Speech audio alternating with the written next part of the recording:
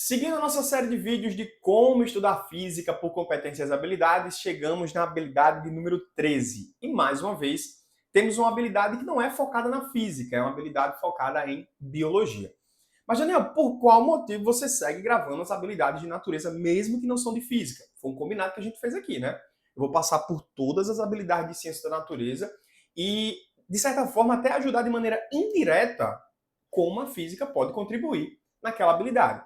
Na habilidade número 13, temos aqui basicamente alguns conteúdos de biologia sendo muito cobrados. Biotecnologia, a parte de genética, origem da vida, um pouquinho de evolução. Então, são conteúdos que aparecem na disciplina de biologia. Mas lembrando, como a biologia usa a ciência da natureza, usa a física, a química como linguagem básica para explicar os seus métodos, as suas teorias, então a física e a química vai ajudar isso aqui mesmo que seja de maneira indireta. Beleza? Nesse vídeo de hoje, da habilidade número 13, eu trouxe um pouquinho diferente nosso formato. Eu só trouxe uma questão, mas eu quero contribuir com vocês com um repertório teórico, certo? Que é justamente a famosa técnica de PC, ou melhor, técnica de eletroforese em gel. Pronto. O professor de biologia falou para mim aqui como é que era o nome da técnica, eu lembrei. Vamos lá, Daniel. Na questão do Enem 2013, certo? A gente teve uma questão dessa habilidade. E muito provavelmente, na hora que você olha para essa imagem aqui, você já deve ter lembrado que isso é um modelo super recorrente de aparecer na prova. É uma questão que você faz muito rápido, inclusive, olha só, é uma questão que valeria 400 pontos, ou seja, uma questão muito fácil, certo? Antes de a gente ler a questão, vamos ler o que é que o Enem exige da gente na habilidade 13. O aluno precisa ter a habilidade de reconhecer mecanismos de transmissão da vida, genética, prevendo ou explicando a manifestação de características dos seres vivos. Então, estamos falando aqui até um pouco sobre a parte de bioquímica, né? A parte de organelas, e assim vai, reprodução até, e assim vai. Na questão 73, como a gente viu, é uma questão fácil, uma questão que é muito recorrente da prova. Apesar dessa questão ser classificada como uma questão global, né, que é uma questão de aplicação de um exemplo corriqueiro no cotidiano, ela foi uma questão simples, tá? E, em resumo, como é que essa questão funciona? Você tem que fazer basicamente comparações, e é isso que torna a questão fácil. Tem aqui o bebê, que tem várias fitas, várias bandas de DNA, e você precisa comparar qual desses supostos pais e mães tem mais comparação com esse DNA. A resposta dessa questão é o item 3, tá? É o casal 3. Inclusive, percebam, eu tenho aqui nessa linha, né, o DNA do bebê, e esse DNA veio de quem, Daniel? Segundo o casal 3, veio do pai. A partezinha aqui de baixo ó, veio do pai também. Essa outra veio de quem? Tem que vir do casal. No caso, veio da mãe. Essa outra, do pai. Todas essas faixas aqui tem que vir dos seus pais, né? Ou do pai, ou da mãe, ou de ambos. Então aqui a gente consegue analisar que o casal 3 faz o checklist, faz o cara crachá. Beleza, isso aí é uma habilidade que você desenvolve como professor de biologia. Eu estou explicando para não deixar a questão sem gabarito. Gabarito letra C, casal número 3. Mas o que eu quero focar aqui é na óptica da física, né? Como é que isso foi feito? Vamos lá, resuminho de biologia, né? Pedi ao professor de biologia para ele trazer um resuminho simples sobre o que, que seria essa eletroforese em gel e como a gente vai entrar dentro do exemplo da física. Olha só, a eletroforese em gel é uma técnica usada para separar fragmentos de DNA de acordo com o seu tamanho. Essa é a palavra-chave, tá? Nesse primeiro tópico. Tamanho vai ser o fator diferenciador que a gente consegue separar ali diversas faixas desse DNA.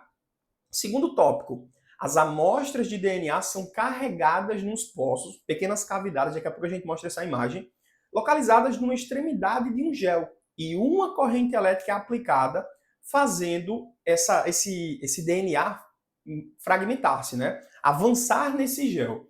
Beleza, então a gente usa corrente elétrica para estimular esse movimento.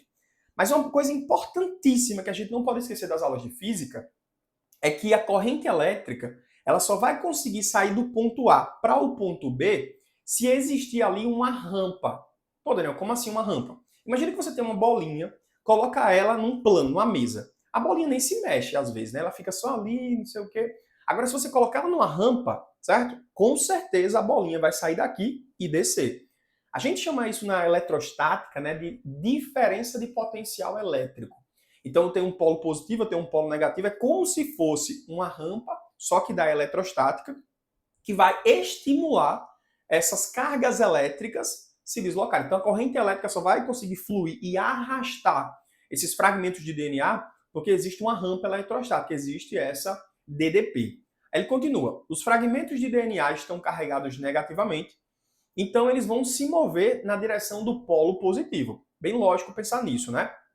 Já que todos os fragmentos de DNA têm a mesma quantidade de carga por massa, os fragmentos que são menores atravessam o gel mais rapidamente do que os maiores. Perfeito. Último tópico. Quando um gel é pigmentado por um corante que se liga ao DNA, os fragmentos podem ser vistos mais de forma mais com contraste, né? Cada um representando um grupo de DNA. Beleza, segue aí o jogo. Agora guarda essa teoria e vamos entender aqui, ó.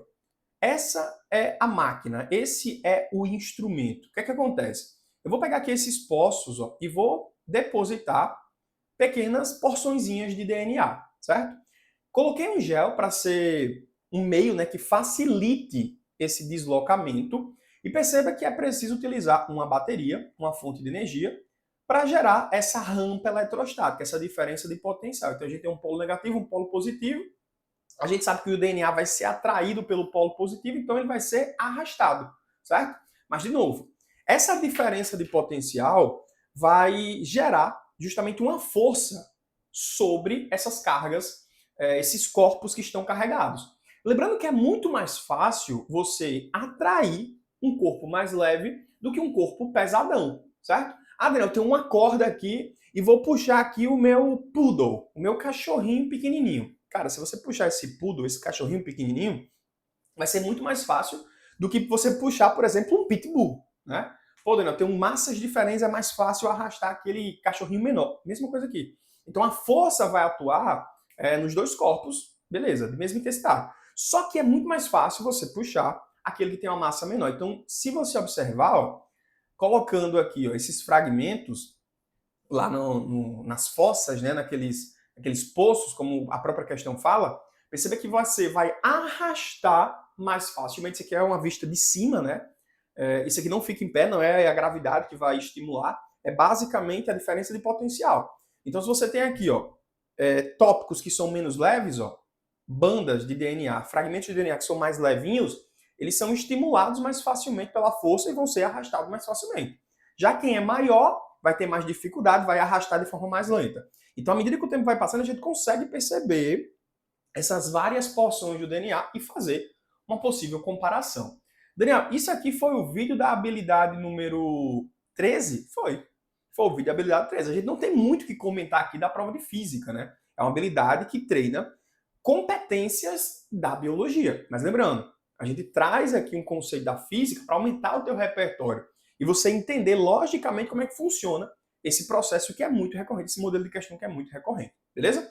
Então foi isso. Se você ainda não segue aqui a gente, nós postamos vídeos sobre física, estratégias sobre prova do Enem todos os dias. Então segue a gente aqui para não perder novos conteúdos.